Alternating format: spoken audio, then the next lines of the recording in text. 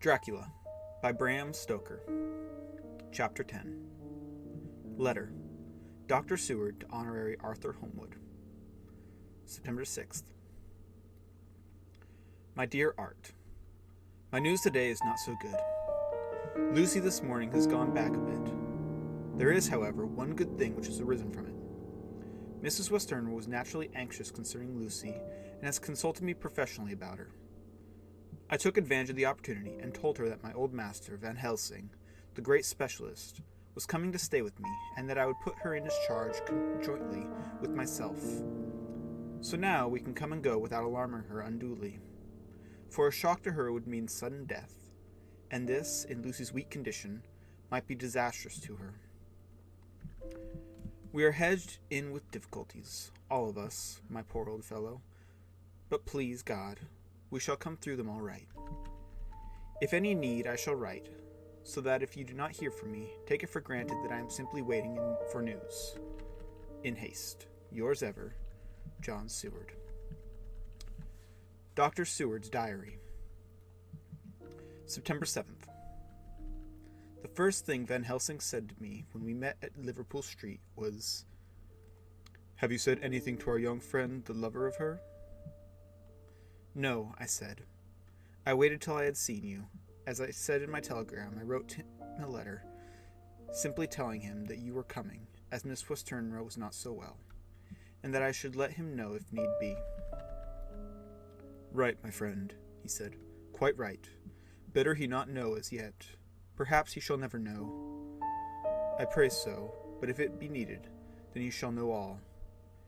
And, my good friend Jean, let me caution you. You deal with the madmen. All men are mad in some way or the other. And inasmuch as you deal discreetly with your madmen, so deal with God's madmen too, the rest of the world. You tell not your madmen what you do, nor why you do it. You tell them not what you think. So you shall keep knowledge in its place, where it may rest, where it may gather its kind around it and breed. You and I shall keep it as yet what we know here and here." He touched me on the heart and on the forehead, and then touched himself the same way. "I have for myself thoughts at the present. Later I shall unfold to you." "Why not now?" I asked. "It may do some good. We may arrive at some decision." He stopped and looked at me and said, "My friend John, when the corn is grown, even before it is ripened, while the milk of the Mother Earth is in him, and the sunshine has not yet begun to paint him with its gold, the husbandman he pull the ear and rub him between his good hands, and blow away the green chaff, and say to you, 'Look, he's good corn. He will make good crop when the time comes.'" I did not see the application, and told him so. For reply, he reached over and took my ear in his hand and pulled it playfully, as he used to do long ago at lectures, and said, "The good husbandman tell you so then because he knows, but not till then. You do not find the good husbandman dig up his planted corn to see if he grow. That is for the children who play at husbandry, and not for those who take it as a work of their life. See you now, friend John? I have sown my corn, and nature has her work to do in making it sprout, if he sprout at all. There is some promise. And I wait till the ear begins to swell." He broke off, for he evidently saw that I understood. Then he went on and said very gravely, "You were always a careful student, and your case-book was ever more full than the rest. You were only student then, now you are master, and I trust the good habit have not failed. Remember, my friend, that knowledge is stronger than memory, and we should not trust the weaker. Even if you have not kept the good practice, let me tell you that this case of our dear Miss is one that may be, mind, I say may be, of such interest to us and others, that all the rest may not make him kick the beam, as your people say. Take then good note of it. Nothing is too small. I counsel you put down in record even your doubts and surmises. Hereafter it may be of interest to you to see how true you guess. We learn from failure, not from success. When I described Lucy's symptoms, the same as before, but infinitely more marked, he looked very grave, but said nothing. He took with him a bag which were many instruments and drugs. The ghastly paraphernalia of our beneficial trade, as he once called in one of our lectures, the equipment of a professor of the healing craft. When we were shown in, Mrs. Westenra met us. She was alarmed, but not nearly so much as I expected to find her. Nature, in one of her beneficent moods, has ordained that even death has some antidote to its own terrors. Here, in a case where any shock may prove fatal, matters are so ordered that, from some cause or other, the things not personal, even the terrible change in her daughter, to whom she is so attached, do not seem to reach her.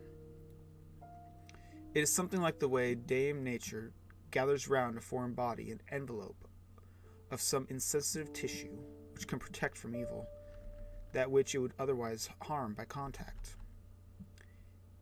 If this be an ordered selfishness, then we should pause before we condemn any one for the vice of egoism, for there may be deeper root for its causes than we have knowledge of. I used my knowledge of this phase of spiritual pathology, and laid down a rule that she should not be present with Lucy or think of her illness more than was absolutely required. She assented readily, so readily that I saw again the hand of nature fighting for life. Van Helsing and I were shown up to Lucy's room. If I was shocked when I saw her yesterday, I was horrified when I saw her today. She was ghastly, chalkily pale. The red seemed to have gone from her lips and gums, and the bones of her face stood out prominently. Her breathing was painful to see or hear. Van Helsing's face grew set as marble, and his eyebrows converged till they almost touched over his nose. Lucy lay motionless, and did not seem to have the strength to speak. So for a while we were all silent. Then Van Helsing beckoned to me, and we went gently out of the room. The instant we had closed the door, he stepped quickly along the passage to the next door, which was open. Then he pulled me quickly in with him and closed the door. "My God," he said, "this is dreadful. There is no time to be lost. She will die for sheer want of blood to keep the heart's action as it should be. There must be transfusion of blood at once. Is it you or me?" "I am younger and stronger, Professor. It must be me." "Then get ready at once. I will bring up my bag. I am prepared." I went downstairs with him, and as we were going there was a knock at the hall door. When we reached the hall, the maid had just opened the door, and Arthur was stepping quickly in. He rushed up to me, saying in an eager whisper, "Jack, I was so anxious. I read between the lines of your letter and have been in an agony. The dad is better, so I ran down here to see for myself. Is not that gentleman Dr. Van Helsing?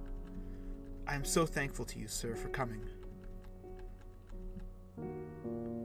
When first the professor's eye had lit upon him, he had been angry to interrupt him at such a time. But now, as he took in his stalwart proportions and recognized the strong young manhood which seemed to emanate from him, his eyes gleamed. Without a pause, he said to him gravely as he held out his hand, "Sir, you have come in time. You are the lover of our dear Miss. She is bad, very, very bad.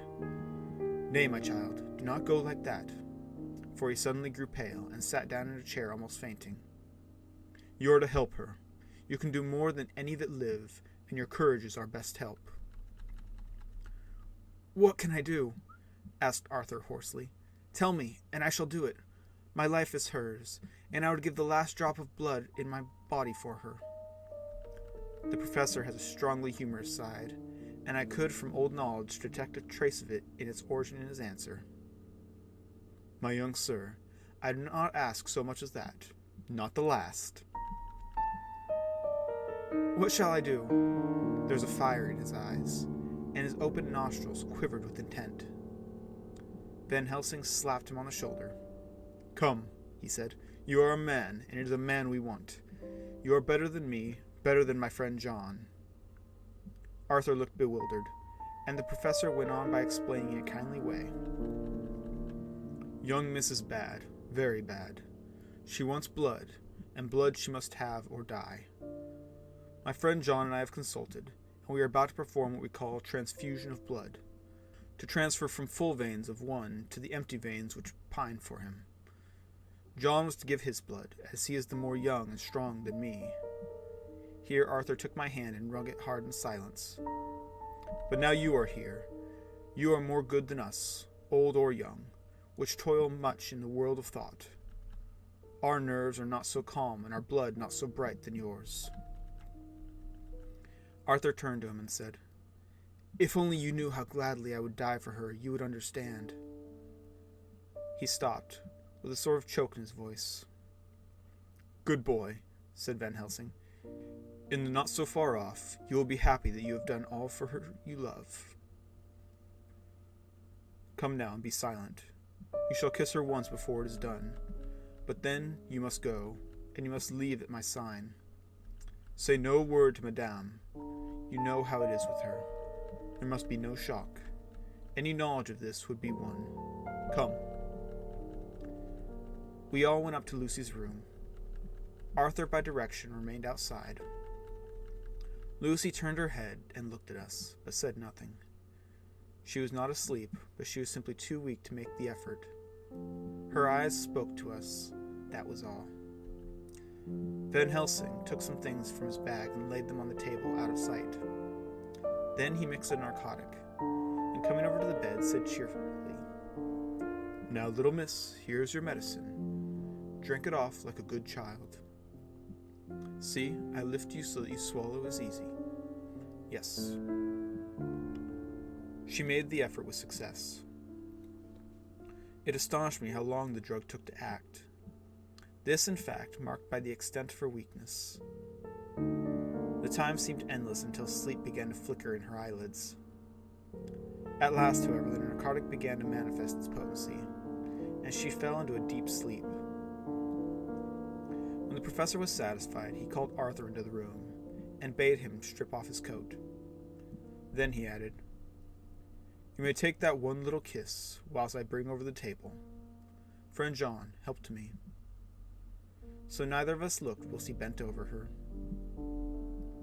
Van Helsing, turning to me, said, "He is so young and strong, and of blood so pure, that we need not defibrillate it." Then, with swiftness, but with absolute method, Van Helsing performed the operation. As the transfusion went on, something like life seemed to come back to poor Lucy's cheeks, and though Arthur's growing pallor, the joy of his face seemed absolutely to shine. After a bit, I began to grow anxious, for the loss of blood was telling on Arthur, strong man as he was. It gave me an idea of what a terrible strain Lucy's system must have undergone, that weakened Arthur only partially restored her. But the professor's face was set, and he stood watch in hand and with eyes fixed, now on the patient and now on Arthur. I could hear my own heartbeat. Presently he said in a soft voice, "Do not stir an instant. It is enough. You attend him. I will look to her." When all was over, I could see how much Arthur was weakened. I dressed the wound and took his arm to bring him away, when Van Helsing spoke without turning round. The man seems to have eyes in the back of his head. "The brave lover, I think, deserve another kiss, which he shall have presently." And as he had now finished his operation, he adjusted the pillow to the patient's head. As he did so, the narrow black velvet band which she seemed to wear around her throat buckled with an old diamond buckle, which her lover had given her, was dragged a little up, and showed a red mark on her throat. Arthur did not notice it, but I could hear the deep hiss of indrawn breath, which is one of Van Helsing's way of betraying emotion. He said nothing at the moment, but turned to me, saying, "Now take down our brave young lover, give him of port wine, and let him lie down a while. He must then go home and rest, sleep much, and eat much, that he may be recruited of what he has given to his love. He must not stay here. Hold, a moment. I may take it, sir, that you are anxious of result.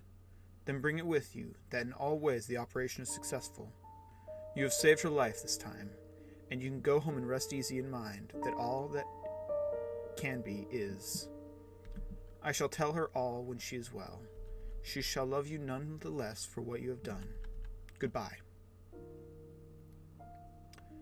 When Arthur had gone, I went back to the room, and Lucy was sleeping gently, but her breathing was stronger. I could see the counterpane move as her breast heaved. By the bedside sat Van Helsing, looking at her intently. The velvet band again covered the red mark. I asked the professor in a whisper, "What do you make of that mark on her throat?" "What do you make of it?" "I have not examined it yet," I answered, and then and there proceeded to loose the band. Just over the external jugular vein there were 2 punctures, not large, but not wholesome looking. There was no sign of disease, but the edges were white and worn looking, as if by some trituration. It at once occurred to me that this wound, or whatever it was, might be the means that manifests loss of blood. But I abandoned the idea as soon as formed, for such a thing could not be. The whole bed would have been drenched to scarlet with the blood which this girl must have lost to leave such pallor as she had before the transfusion. "Well?" said Van Helsing. "Well," said I can make nothing of it." The professor stood up. "I must go back to Amsterdam tonight," he said. "There are books and things there which I want. You must remain here all night, and you must not let your sight pass from her." "Shall I have a nurse?" I asked. "You are the best nurses, you and I. You keep watch all night. See that she is well fed, and that nothing disturbs her. You must not sleep all the night. Later on we can sleep, you and I. I shall be back as soon as possible, and then we may begin." "May begin?" I said. "What on earth do you mean?" "We shall see," he answered, as he hurried out. He came back a moment later and put his head inside the door, and said with a warning finger held up, "Remember, she is your charge. If you leave her and harm befall, you shall not sleep easy hereafter." Dr. Seward's diary continued. September 8th. I sat up all night with Lucy. The opiate worked itself off towards dusk, and she waked naturally. She looked a different being from what she had been before the operation. Her spirits were even good, and she was full of happy vivacity. But I could see evidences of the absolute prostration which she had undergone. When I told Mrs. Westerner that Dr. Van Helsing had directed that I should sit up with her, she almost pooh-poohed the idea, pointing out her daughter's renewed strength and excellent spirits. I was firm, however, and made precautions for my long vigil. When her maid had prepared her for the night, I came in, having in the meantime had supper, and took a seat by the bedside. She did not in any way make objection, but looked at me gratefully whenever I caught her eye. After a long spell, she seemed sinking off to sleep, but with an effort seemed to pull herself together and shook it off. This was repeated several times, with greater effort and with shorter pauses as the time moved on. It was apparent that she did not want to sleep, so I tackled the subject at once. "You do not want to go to sleep?" "No, I am afraid." "Afraid to go to sleep? Why so? It is the boon we all crave for." Not if you were like me. If sleep was to you a presage of horror." "A presage of horror? What on earth do you mean?" "I don't know. Oh, I don't know. And that is what is so terrible. All this weakness comes to me in sleep, until I dread the very thought." "But my dear girl, you may sleep tonight. I am here watching you, and I can promise that nothing will happen." I can trust you." I seized the opportunity and said, "I promise you that if I see any evidence of bad dreams, I will wake you at once." "You will? Oh, will you really? How good you are to me. Then I will sleep." And almost at the word, she gave a sigh of relief and sank back asleep. All night long I watched by her. She never stirred, but slept on and on in a deep, tranquil, life-giving, health-giving sleep. Her lips were slightly parted, and her breast rose and fell with the regularity of a pendulum. There was a smile on her face, and it was evident that no bad dreams had come to disturb her peace of mind. In the early morning her maid came, and I left her in her care and took myself back home, for I was anxious about many things. I sent a short wire to Van Helsing and to Arthur, telling them of the excellent result of the operation. My own work, with its manifold arrears, took me all day to clear off. It was dark when I was able to inquire about my zoophagous patient. The report was good. He had been quite quiet for the past day and night. A telegram came from Van Helsing at Amsterdam whilst I was at dinner, suggesting that I should be at Hillingham tonight, as it might be well to be at hand, and stating that he was leaving by the night mail and would join me early in the morning. September 9th. I was pretty tired and worn out when I got to Hillingham. For 2 nights I had hardly a wink of sleep, and my brain was beginning to feel that numbness which marks cerebral exhaustion. Lucy was up and in cheerful spirits. When she shook hands with me, she looked sharply in my face and said, "No sitting up for you tonight. You are worn out. I am quite well again, indeed I am. And if there is to be any sitting up, it is I who will sit up with you." I would not argue the point, but went and had my supper. Lucy came with me, and, enlivened by her charming presence, I made an excellent meal, and I had a couple glasses of the more excellent port. Then Lucy took me upstairs and showed me to a room next to her own, where a cozy fire was burning. "Now," she said, "you must stay here. I shall leave this door open and my door too. You can lie on the sofa, for I know that nothing would induce any of you doctors to go to bed whilst there is a patient above the horizon. If I want anything, I shall call out, and you come to me at once." I could not but acquiesce, for I was dog-tired, and could not have sat up had I tried.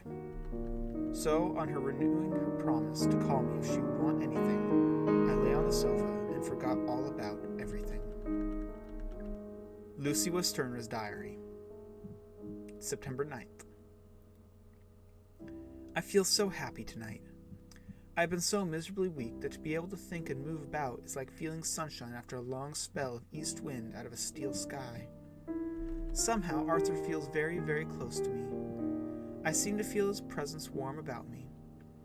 I suppose it is that sickness and weakness are selfish things and turn our inner eyes and sympathy on ourselves, whilst health and strength give love rein, and in thought and feeling he can wander where he wills. I know where my thoughts are, if only Arthur knew. My dear, your ears must tingle as you sleep, as mine do waking. Oh, the blissful rest of last night! How I slept, with that dear, good Dr. Seward watching me. And tonight I shall not fear to sleep, since he is close at hand and within call. Thank everybody for being so good to me. Thank God. Good night, Arthur. Dr. Seward's Diary. September 10th. I was conscious of the professor's hand on my head and started awake all in a second. That is one of the things we learn in an asylum at any rate. "And how is our patient?" "Well, when I left her, or rather when she left me," I answered. "Come, let us see," he said, and together we went into the room. The blind was down, and I went over to raise it gently whilst Van Helsing stepped, with his soft, cat-like tread, over to the bed. As I raised the blind and the morning sunlight flooded the room, I heard the professor's low hiss of inspiration, and knowing its rarity, a deadly fear shot through my heart. As I passed over, he moved back, and his exclamation of horror, "Gott in Himmel," needed no enforcement from his agonized face. He raised his hand and pointed to the bed, and his iron face was drawn and ashen white. I felt my knees begin to tremble. There on the bed, seemingly in a swoon, lay poor Lucy, more horribly white and wan-looking than ever. Even the lips were white, and the gums seemed to have shrunken back from the teeth, as we sometimes see in a corpse after a prolonged illness. Van Helsing raised his foot to stamp in anger, but the instinct of his life and all long years of habit stood to him, and he simply put it down again softly. "Quick," he said, "bring the brandy." I flew to the dining room and returned with the decanter. He wetted the poor white lips with it, and together we rubbed palm and wrist and heart, and felt her heart. And after a few moments of agonizing suspense, said, "It is not too late. It beats, though but feebly. All our work is undone. We must begin again. There is no young Arthur here now. I have to call on you yourself this time, friend John." As he spoke, he was dipping into his bag and producing the instruments for transfusion. I had taken off my coat and rolled up my shirt sleeve. There was no possibility of an opiate just at present, and no need of one. And so, without a moment's delay, we began the operation. After a time, it did not seem a short time either, for the draining away of one's blood, no matter how willingly it be given, is a terrible feeling. Van Helsing held up a warning finger. "Do not stir," he said, "but I fear that with growing strength she may wake, and that would make danger. Oh, so much danger. But I shall precaution take. I shall give hypodermic injection of morphia." He proceeded then, swiftly and deftly, to carry out his intent. The effect on Lucy was not bad, for the faint seemed to merge suddenly into the narcotic sleep. It was with a feeling of personal pride that I could see a faint tinge of color steal back into the pallid cheeks and lips. No man knows till he experiences it what it is to feel his own lifeblood drawn away into the vein of a woman he loves. The professor watched me critically. "That will do," he said. "Already?" I remonstrated. "You took a great deal more from art." To which he smiled a sad sort of smile as he replied, "He is her lover, her fiancé. You have work, much work to do for her and for others, and the present will suffice." When we stopped the operation, he attended to Lucy, whilst I applied digital pressure to my own incision. I laid down whilst I waited his leisure to attend to me, for I felt faint and a little sick. By and by he bound up my wound, and sent me downstairs to get a glass of wine for myself. As I was leaving the room, he came after me, and half whispered, "Mind, nothing be said of this. If our young lover should turn up unexpected, as before, no word to him. It would at once frighten him and enjealous him too. There must be none. So." When I came back, he looked at me carefully and then said, "You are not much the worse. Go into the room and lie on your sofa, and rest a while. Then have much breakfast, and come here to me." I followed out his orders, for I knew how right and wise they were. I had done my part, and now my next duty was to keep up my strength. I felt very weak, and in the weakness lost something of the amazement at what had occurred. I fell asleep on the sofa, however, wondering over and over again how Lucy had made such a retrograde movement, and how she could have been drained of so much blood with no sign anywhere to show for it. I think I must have continued my wonder in my dreams, for, sleeping and waking, my thoughts always came back to the little punctures on her throat, and the ragged, exhausted appearance of the edges, tiny though they were. Lucy slept well into the day, and when she woke she was fairly well and strong, though not nearly so much as the day before. When Van Helsing had seen her, he went out for a walk, leaving me in charge, with strict injunctions that I was not to leave her for a moment. I could hear his voice in the hall, asking the way to the nearest telegraph office. Lucy chatted with me freely, and seemed quite unconscious that anything had happened. I tried to keep her amused and interested. When her mother came up to see her, she did not seem to notice any change whatsoever, but said to me gratefully, "We owe you so much, Dr. Seward, for all you have done. But you really must take care not to overwork yourself. You are looking pale yourself. You want a wife to nurse and look after you a bit, that'd do it."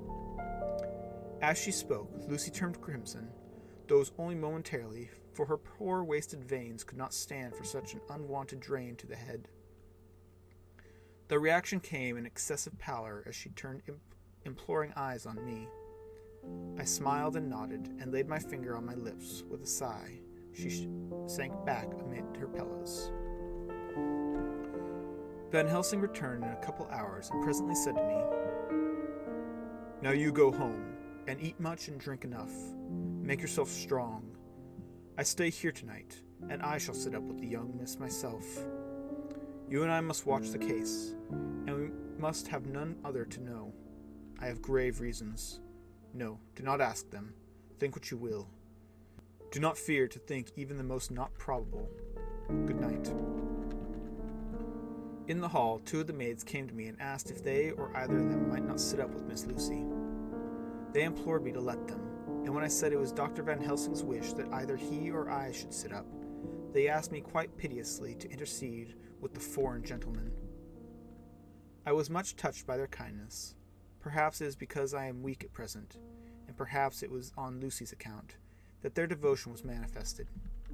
For over and over again I have seen similar instances of woman's kindness. I got back here in time for a late dinner, went my rounds, all well, and set this down whilst waiting for sleep. It is coming. September 11th. This afternoon I went over to Hillingham, found Van Helsing in excellent spirit and Lucy much better. Shortly after I had arrived, a big parcel from abroad came for the professor. He opened it with much impressment, assumed of course, and showed a great bundle of white flowers. "These are for you, Miss Lucy," he said. "For me? Oh, Dr. Van Helsing." "Yes, my dear, but not for you to play with. These are medicines." Here Lucy made a wry face. "Nay, but they are not to take in decoction, or in nauseous form, so you need not snub that so charming nose, or I shall point out to my friend Arthur that woes he may have to endure in seeing so much beauty that he loves so much distort. My pretty miss, that bring the so nice nose all straight again. This is medicinal, but you do not know how. I put him in your window, I make pretty wreath, and hang him round your neck, so that you sleep well.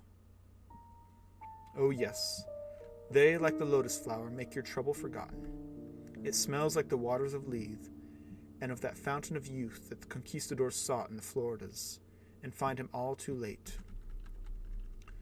Whilst he was speaking, Lucy had been examining the flowers and smelling them. Now she threw them down, saying, with half laughter and half disgust, "Oh, Professor, I believe you are only putting up a joke on me. Why, these flowers are only common garlic."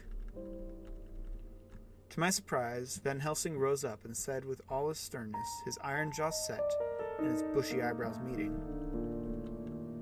"No trifling with me, I never jest. There is grim purpose in all I do, and I warn you that you do not thwart me. Take care for the sake of others, if not for your own."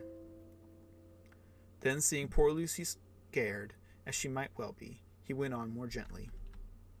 "Oh, little miss, my dear, do not fear me. I only do for your good, but there is much virtue for you in those common flowers. See, I place them myself in your room. I make myself the wreath that you are to wear. But hush, no telling to others that make so inquisitive questions. We must obey, and silence is a part of obedience, and obedience is to bring you strong and well into loving arms that await for you. Now sit still a while.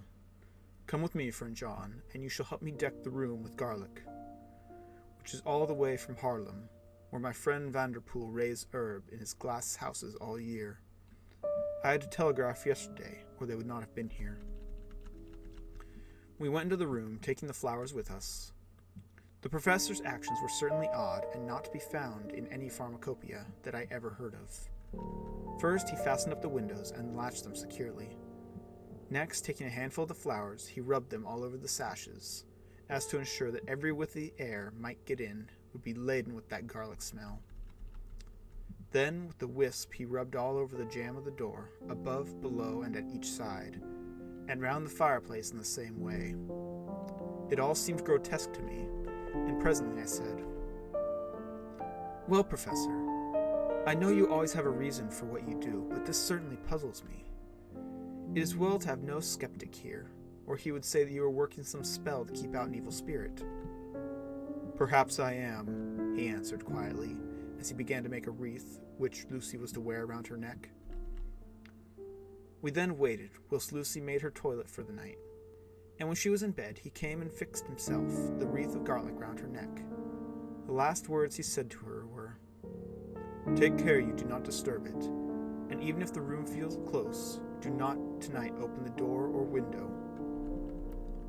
"I promise," said Lucy, "and thank you both 1,000 times for all your kindness to me. Oh, what have I done to be blessed with such friends?" As we left the house in my fly, which was waiting, Van Helsing said, "Tonight I can sleep in peace, and sleep I want. 2 nights of travel, much reading in the day between, and much anxiety on the day to follow, and a night to sit up without to wink. Tomorrow in the morning, early you call for me, and we come together to see our pretty miss, so much more stronger for my spell which I have work. Ho ho." He seemed so confident that I, remembering my own confidence 2 nights before, and with the baneful result, felt awe and vague terror. It must have been my weakness that made me hesitate to tell it to my friend, but I felt